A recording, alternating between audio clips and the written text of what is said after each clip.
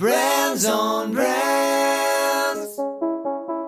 In a world where content is king and your reputation is your brand, how do you build a brand that matters?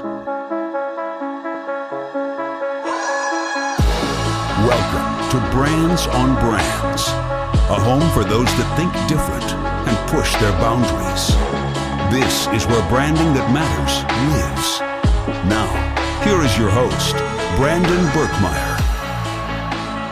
Hey, what's up, everyone? Welcome to Brands on Brands. I'm Brandon Birkmeyer, and today we are talking to Brandon Leibowitz.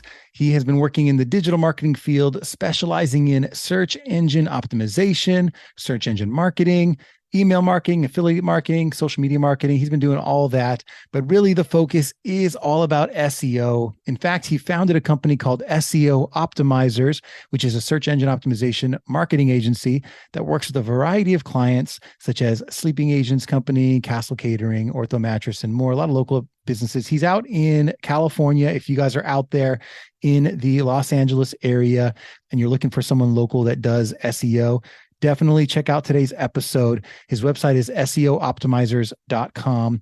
And he's been featured as a digital marketing authority, including places like Social Media Today, Live Chat Blog, Simply Measured, Business to Community, and other popular sites. And check out the conversation today. We dive into things like what you should be on the lookout for in terms of your own search engine optimization. We talk a ton about backlinks. You'll hear that word a lot. How to create them, how to find them, how to think about them in terms of your competition so you can rank higher. We also talk about conversion rate optimization. We talk about your homepage. We start with that conversation about what you should be doing to make sure your homepage is really hitting and is effective at driving clients to you. All that and more on today's show. Hope you guys enjoy it. And without further ado, check it out. Brands on Brands. All right, let's get going. Today, we have a guest for you. His name is Brandon Leibowitz. First off, Brandon, thanks for being here, man. Yeah, thank you for having me on today. Absolutely. Well, the reason I'm excited is, other than obviously you have a great name, Brandon today on the Brands on Brands show, talking about branding and your website. That's a lot of brands and branded, but you're not going to forget us. You're going to remember all the names because we've said it 13 times. And by the end of this, it'll be even more. So that's the first thing I'm excited about. The second is that we are diving into a very important topic for any business owner out there, let alone personal brand or anyone trying to build a business, which is the idea of, you having a place, a hub, a place like a website for people to find you and how to make that perform better for you. It seems like more people than ever are getting comfortable doing this on their own, but I know we need experts like you to help them untangle some of the mess that we create when we do things on our own. But I'd love to set the stage there a little bit. What to you is the value of a website that really performs well? Well, if a website is performing well, then you're going to be getting conversions, whatever that conversion goal is, whether it's leads, email addresses, phone calls. If you're selling products, getting direct sales right there, but ultimately you want a website that converts. But that's where a lot of people kind of fall short, is when they build a website, they just think about, I got to make it load quick. I got to make it look good on mobile. Got to make it look nice and pretty. But people don't really think about user experience and conversion rate optimization, which I feel like is the number one thing you should be doing if you're building a website, is optimize it for people. That way it starts capturing their information, leads, phone calls, sales. But a lot of people kind of overlook that. And then later on, once they start getting traffic to the website, they're like, oh, why is this traffic not converting? I'm spending all this money on paid ads, or all this traffic from SEO or social media or emails, but no one's converting. It's because the website's not optimized to get them converting, or you don't have a funnel properly set up in place. Yeah, that makes sense. I think that'd be a good place to start, I think, because I know a lot of people want to know, like, well, how do I get more traffic? But let's put that off on the shelf for a little bit later. Let's start with the traffic that you might already have. What are some things that people aren't thinking about enough? Or what are some of the mistakes you see that are regarding conversion rate optimization? The biggest is having stuff below the fold. So whatever you see on the screen, that's called above the fold. Once you start scrolling down, that's below the fold. And 70% of people never scroll down on a website. So if you have like the call to action, add to cart, shop now, or form that's below the fold, over half that traffic is not going to see it. So you got to have all the really important information at the top above the fold on your website, having like the call to action, having a value proposition, letting people know what's in it for me by using your product or service. Like, what are the benefits that you're offering? That's also really important. It's not just listing out all the different things that, like, how long you've been in business. People don't really care about that. People are ultimately selfish and want to know what's in it for me. What am I going to get out of using your product or service? So you got to have the benefits listed up there. If you have like bullet points, maybe, or a video or something where it's easy to digest, because attention spans are so short nowadays. If you have a bunch of text, no one's going to read that. So just making it clear, concise, kind of removing all that extra stuff, especially on mobile. When you're on mobile devices, there's not much room to have all this stuff there. So sometimes you might want to have a kind of slimmed down version of your website on mobile where it just has the things that need to be there. It doesn't have all these extra things that look good on desktop, but don't always translate to mobile, like pop-ups and things like that. Yeah. Well, I imagine there's a lot of choices, right?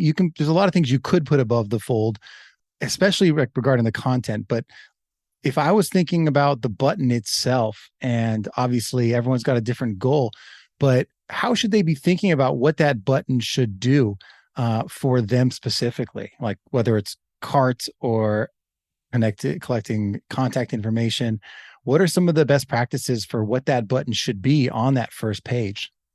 The best practice is test and test and test, because there is no best practice. It's really whatever works best for your website, because every audience is going to behave differently. So always do A/B testing, where you might have a button. Let's say you're an e-commerce website, you could have a add to cart, or you could have a buy now button, and you could test them out, see which one gets more conversions, because each one's going to get slightly different conversion rates. Or like Amazon, like if we both go to Amazon is going to be slightly different for both of us.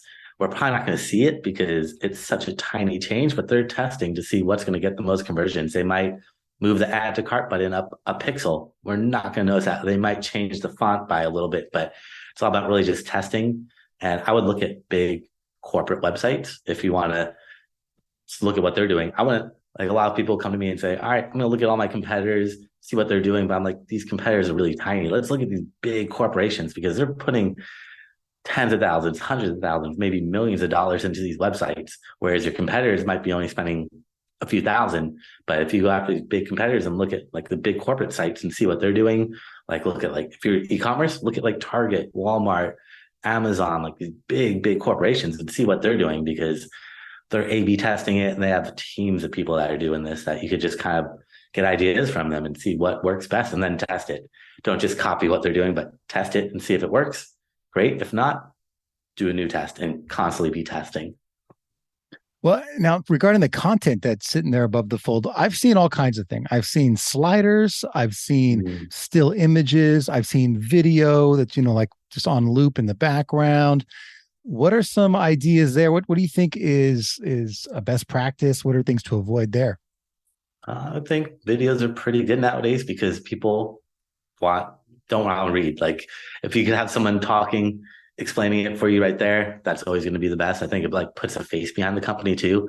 Like, if you're just going to my website, it's like, all right, who is this? What are they offering? Who are they? Like, but then once you see me talking, you're like, oh, okay, it's Brandon. He's the face behind this company. So it like builds that trust up, instead of just being some website where you're like, I have no connection with them. It really helps personalize it. So videos work really well if you get behind the camera. If it's just like a normal, like, if it's not a video for more commercial, then it might not work as well. But taking your cell phone and just recording yourself nowadays is really sufficient. I mean, most cell phones have really high def cameras and videos that will look really great, but and just kind of testing it out, trying like bullet points. And I want to have a big block of text above the fold. I'd probably put that down lower, because if someone wants to learn more, so you're definitely going to scroll down and they're going to see all that content down there. So it's kind of getting that balance of having kind of like a optimized website for people at the top, and then below that, all this content and all the things that we want to do for SEO to make sure that we're optimizing the website for Google and for people.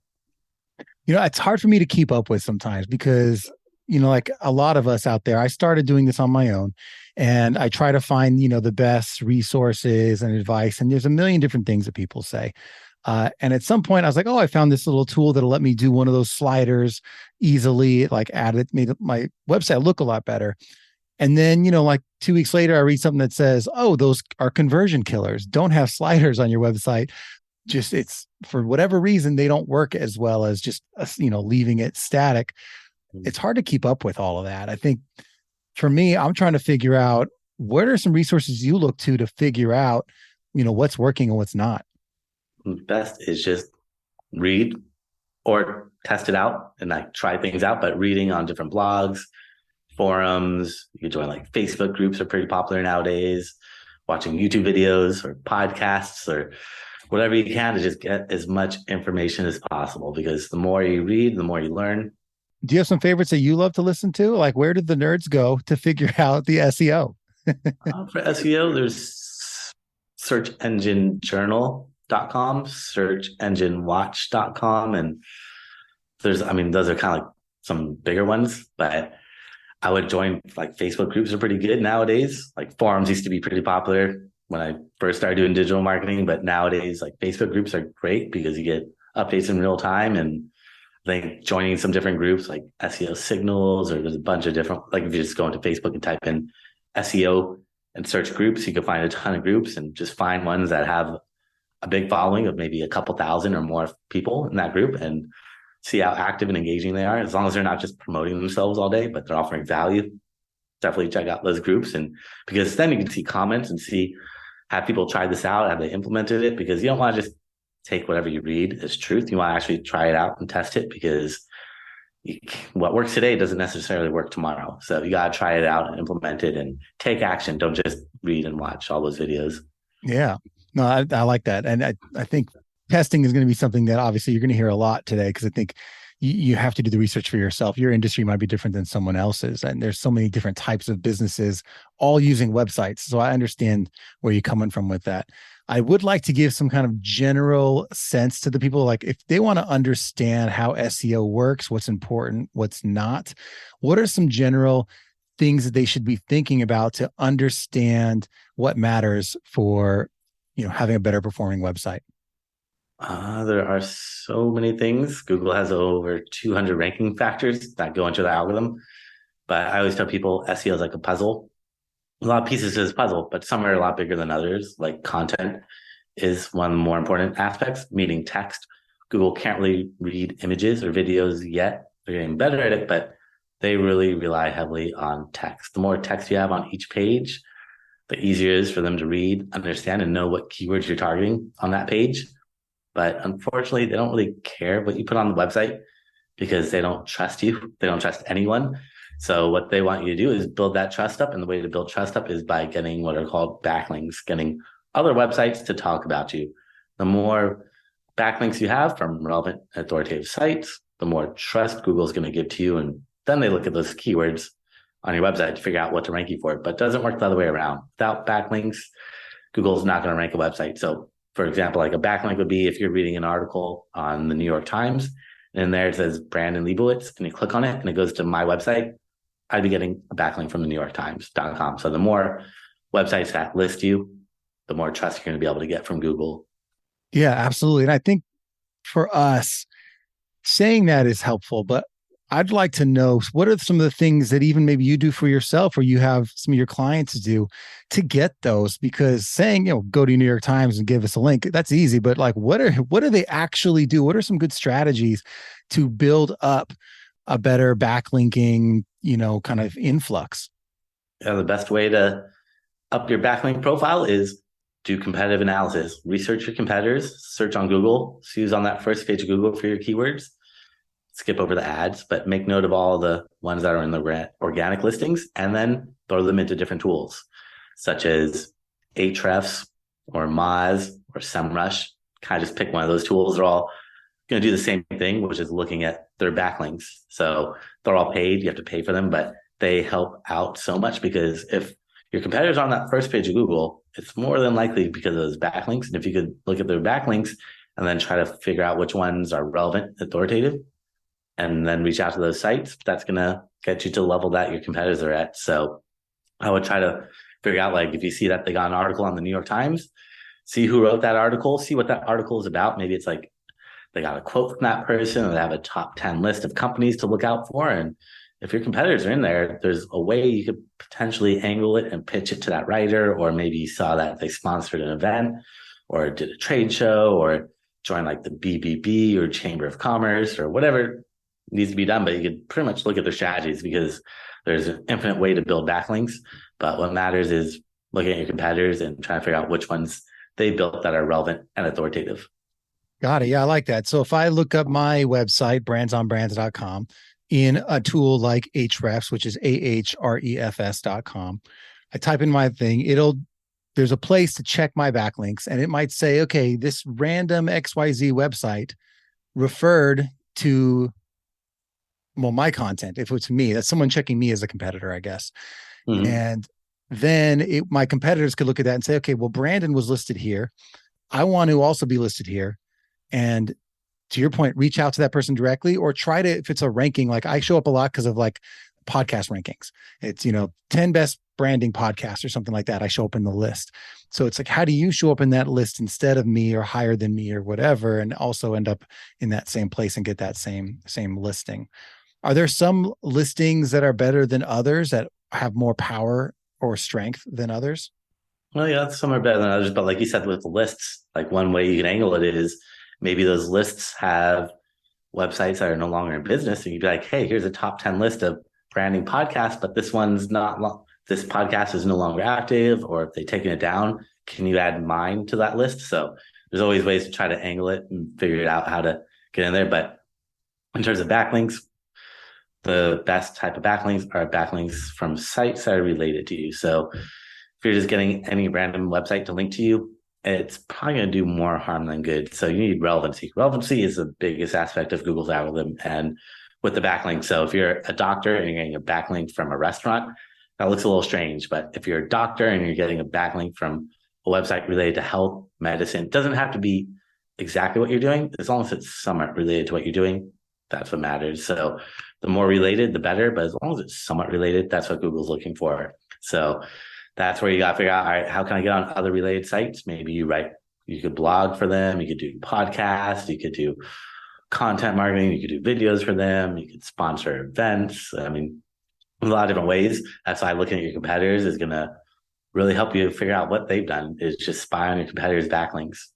Now, because what I imagine is I start typing in my competitors, their optimization also sucks. They aren't ranking either. So how do you figure out who to even be looking at the backlinks of? Well, no. So when I say competitors, I mean, who's ranking on that first page of Google? You might be a restaurant and there's 20 other restaurants in the city, but if none of them rank on Google, they're competitors offline, but I'm talking about online competitors. And let's say you're a restaurant and you search for your keywords and Yelp ranks at the top, that is technically your competitor, even though it's not another restaurant. So whoever's on that first page of Google for your keywords, those are your competitors. If a Wikipedia appears or Amazon or stuff like that, and you're just like, this isn't really my competitor, but if Google is showing them for your keywords, those technically are your competitors online, but offline is going to be much different. Yeah, I think what that kind of calls out to me too is that in a lot of industries, there are lists, there are listings or whatever it is. Yelp is like a list of obviously like local businesses. Those tend to pop up a lot. In my space as a content creator, there's lists of, top shows. And I actively make sure that in those places that my profile is set up correctly, that my show description is set up correctly, that they're still using the right title and image from my show.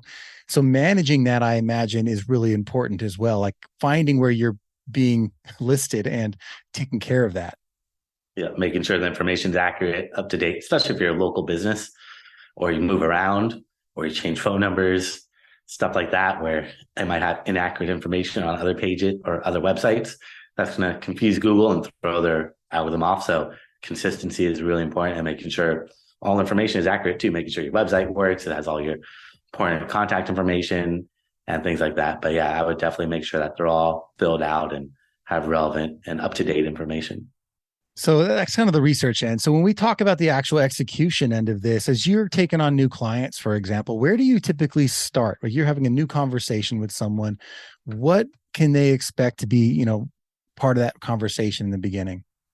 I would do a website analysis. That's the first thing is always do a free website consultation and check out their website versus their competitors, really looking at their backlinks versus their competitors' backlinks and seeing what the disconnect is and how much time and effort it is going to be to get them up to that level. Like if they're a brand new website, they don't have any backlinks, but their competitors have a couple thousand backlinks. It's going to take a lot of time and got to really figure out how to get them there. But if they already have been established and have a couple hundred backlinks and the competitors have 1,000 backlinks, then the strategy is going to be a little bit different because you've already built some of that foundation and it's going to be a little bit quicker and easier to get those rankings.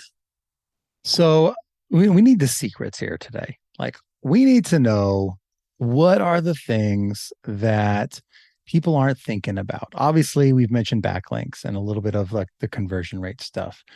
But if it was you and you're like, Brandon, just between you and me, here is like something you need to be thinking about that's going to help you just move forward. Like what's the dish? Give me the tea, as they would say, as the kids would say these days. I mean, the main one really is those backlinks. Dang it. Their algorithms started based off backlinks and it's still heavily based off backlinks, but it's changed a lot how they look at those backlinks, meaning nowadays it's not a numbers game. Like in the past, if you had 100 and I had 200 backlinks, I would rank higher because I have more backlinks than you, but it's not necessarily the number of backlinks, it's the number of quality backlinks. And the quality ones to Google is relevancy and authoritativeness. Like if you're getting a backlink from the New York Times, it's going to be a lot more valuable than me giving you a backlink. Even though my website is good, it's not the same caliber as the New York Times. So the bigger the website, the more authority it's going to pass on. And the more relevant it is, the more relevancy it's going to pass on. But those two are the most important aspects of SEO nowadays. So let me go down that road with you a little bit. So you've given us one tactic for getting our backlinks stronger, which was to find other places and reach out and kind of try to replace or repeat things that other people are doing. What is another way to get more backlinks starting to show up for your website? You could look at your competitors' backlinks and find broken links that used to be working and try to reach out to those sites that they have broken links on. So you can look at your competitors and see all their backlinks, and then you can see which sites are linking to your competitors, but sometimes they might be linking to a broken page on your competitor's website. So you could tell that website, hey, you're linking to a broken page. I created some content that's the same, or not the same, but like similar, and think that this might be a better link since this one that you're linking out to is a broken link. You could buy expired domains or your competitor's website. So if you know your competitor is going out of business, buy that website, 301 redirect it to your website, and you'll probably get maybe a little bit less than half their SEO value. It used to work a lot better. Too many people kind of exploited that one. But that one is a great one where you just go on like GoDaddy, find expired domains, look at their backlink profile if it's relevant, and buy that domain, 301 redirect it, and you'll get a fraction of those backlinks that will now be counted towards your website. But definitely the competitor one. Like, your competitors are going out of business, jump on that URL, buy it right away, and then that's going to pass on some of that value, the SEO value. Awesome. I appreciate that. Now, content, obviously, in my world, content is king. But I'd like to know what your perspective is on how content helps, hurts, or neither. What role does content play in search engine optimization? Content is king for SEO. Ever since I've been doing SEO back in 2007, that's I always heard content is king, and content is the most important thing. Well, content meaning text. Google struggles to read images, videos, audio. They're getting better at it, but they're not there yet. So they really rely heavily on text. And the thing with text is it has to be original. You can't just take text from one page to another or from Facebook to your website.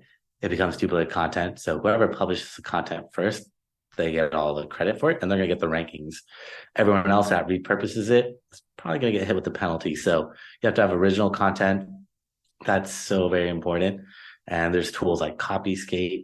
So if you're paying writers, you can make sure it's original content by using like Copyscape, which think it's like 8 cents to check a website URL or check a couple hundred words of text to make sure it's original. And Copyscape is a free tool. So if you see anything that free or 8 cents, pretty cheap, but if you see anything that pops up on there, you can definitely know that Google's going to be picking up on that because Google's much more advanced than Copyscape. And I mean, right now, Google's having a bunch of issues with like AI written content. So they're trying to figure out, differentiate between AI written content and human written content. And they don't want you to have AI written content, but it's kind of hard to differentiate the two because nowadays it looks so realistic and it's easy to read. Whereas back in 2007, there was these things called article spinners that would just like find synonyms and replace them with other words. And it made the content original, but you couldn't read it. It was just like a bunch of gibberish. It didn't flow. But nowadays, you can't even tell the difference. So that one's kind of interesting to see how Google's going to be able to figure that one out and pick it out. But definitely making sure it's original content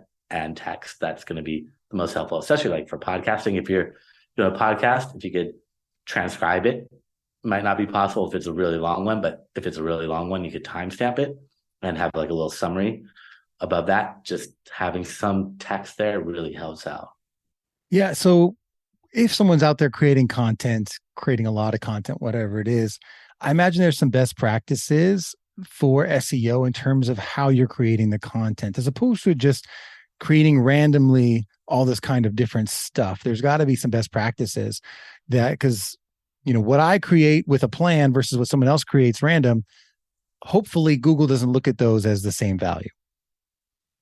No. So yeah, it's really about thinking about the user experience. So in the past, it would be like, let's write 400 words of content for every single page. But now it's, let's write enough content that's going to answer or solve the problem that someone's searching for. So someone's searching for like, what's 2 + 2? Probably don't need to write 400 words about that. You can probably get away with it in a couple sentences. But if someone's searching for like how to fix a flat tire on my car, probably could a couple thousand words about that. So it's all about just thinking about the user experience and offering the best experience for them and offering the user what needs to be there without adding all this extra fluff. And in the past, it was, yeah, let's put keywords in here. 3% of the text should be keywords. But nowadays, it's not putting keywords in the content, just write for people. That's really the best, is write for people, and your keywords should naturally emerge. And if they don't emerge in that text, then you're probably not writing the right content. So don't worry about putting those keywords multiple times or mixing it up. I mean, it's good to put synonyms and plurals and try to do other variations of those keywords and spread them throughout the content, but really focus on people nowadays. Don't focus on Google. Yeah, no, right. I'm thinking about what I see when I open the insides of my website up. And one of the things because I've connected the Google app that lets me see how it's performing and whatnot. And I have blog apps that, like Yoast, that help me write content within a certain structure that helps with optimization. One of the things that pops up in the Google tool is page speed. What are your thoughts, approaches, best practices for making sure I'm taking into consideration page speed when I'm thinking about search? Page speed is getting more and more important. There's tools like Google Page Speed Insights. It's a free tool from Google that will show you how fast your website loads, show you what issues there are and how to improve on it.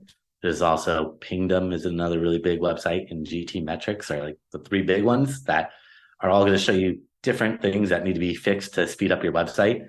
And just understand that speed is just one variable in Google's algorithm. And I can almost guarantee every website is going to fail those speed tests, or not every, but a majority of them will. Like even your competitors that might be on that first page of Google might fail them. So speed is not the most important aspect of Google's algorithm yet, but it is important for user experience because Google looks at the user experience and how people behave on your website. So someone searches on Google, goes to your website and hits that back button. That's a bad user experience. It shows Google that something went wrong.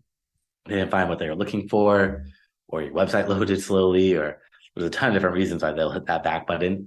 But the more people that hit that back button, the more signals it tells to Google that you might not be the most relevant. Like you could be ranked number 1 for your keyword. And if everyone that goes to your website hits that back button, Google's gonna be like, no, this is not what people are looking for. Something's wrong with it. So I would definitely try to figure out how to optimize your speed, because especially with mobile, the faster it loads, the better. The biggest thing with speed though, I feel like, is images slow down the website. Almost every time I look at page speed insights or GT metrics or pingdom, images are like the number one cause of slowing down a website. And if you have a website and you have old logos or have images that are like 5,000 by 5,000 pixels, but on your website, it's only 100 by 100 pixels, shrink them down or delete those old images that are logos or duplicate images, because people don't realize all those images take up space and slow down your website. And there's tools like if you're using WordPress, there's plugins that can help reduce image size. And if you're on like Shopify or Squarespace or Wix, you might have to manually do it before you upload them to the website. That's why I love WordPress, because it's customizable and anyone can make any changes. Whereas these other platforms kind of lock you in and don't give you that freedom and flexibility. They're getting a little bit better, but they're not the same caliber as WordPress with that freedom to really do whatever you want to customize that website. Yeah, no, I appreciate that. And all I think useful to know what the tools are that are out there that can help people for sure. I think what's also helpful is knowing who to turn to. I think a lot of the time we try to do these things by ourselves, but there's value in, leaning on people who do this every day and this is their main job. So you have obviously do this for people. You help people with this at SEOoptimizers.com.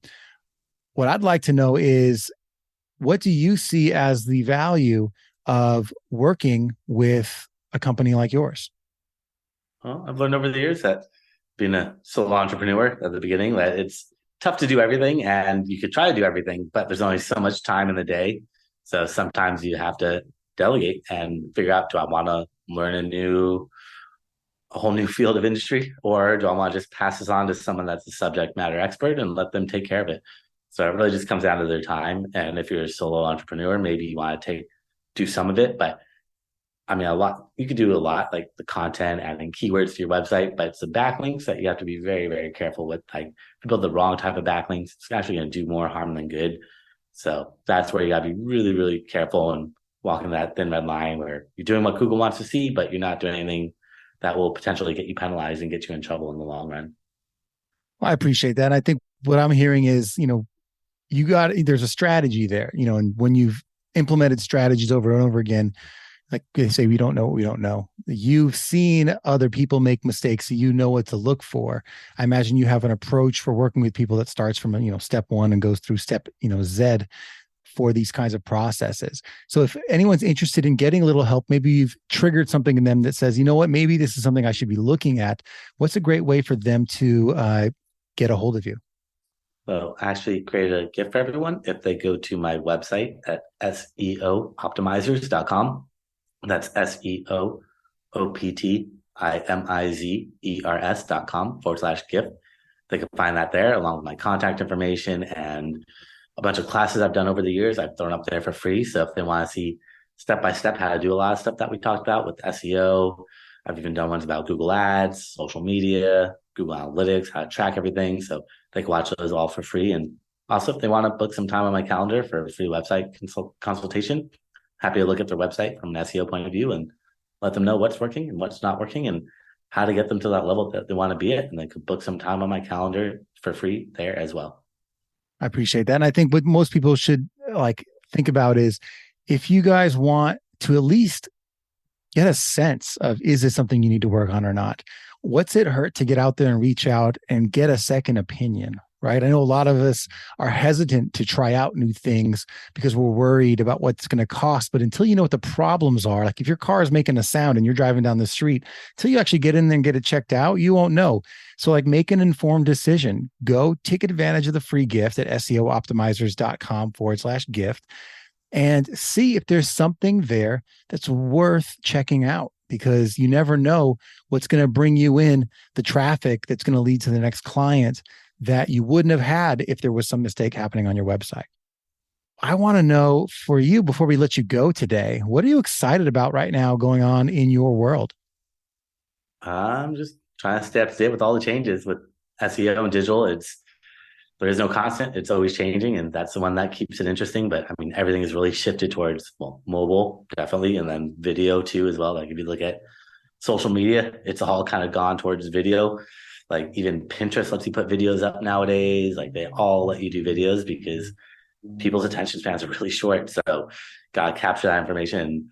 I like that a lot. The videos really just help build a face behind the company and build that trust up. But yeah, I think those ones are really interesting. Is just getting people behind the camera more and like putting more personalization into it instead of just having a stale website where it's just like, all right, here's a website, but let's see who's really behind it. Let's meet the team and have some more personalization in there. Yeah, you preaching to the choir here. I know for me, if I can get more people to create and think of themselves as the face of their company, I think they'd be better off. And, a short video like this that we're doing today, not only can be something that sits on their website and on all the social channels and YouTube and podcasts and whatever else, but also turning that into the content that is the blog eventually that does contribute to the findability on the search engines, I think is the goal of it. On top of, I get to talk to another Brandon and have a conversation and ideas that when I leave this call, I get to think about, is there something here that I could use today that is going to make my business better? All of this just from a simple conversation that I would have had, at a conference if I ran into you, but now it's here and it also helps my business grow. So a lot to think about today. Any final words before we let you go today? I would just say be patient with everything. It all takes time with digital marketing. It's unfortunately not immediate, especially with SEO. It does take time. So just be patient with it all. Give it some time and keep working it. As long as you're sending the right signals to Google, you'll start seeing your traffic slowly moving up, but just be patient with it all. Don't expect immediate results. Awesome. Well, I appreciate it, man. And that's, again, Brandon Leibowitz from SEOoptimizers.com. And thank you, everyone, for listening today. Thank you, Brandon, for sharing your perspective with us. And as always, keep on tuning in each week. And we hope to hear you, see you, and have you listening next time. You've just taken your marketing knowledge to another level with this episode of Brands on Brands. But we have plenty more ways to help you build a brand that matters. Head over to brandsonbrands.com for resources, as well as access to our blogs, videos, and exclusive coaching sessions with your host. Be sure to visit brandsonbrands.com.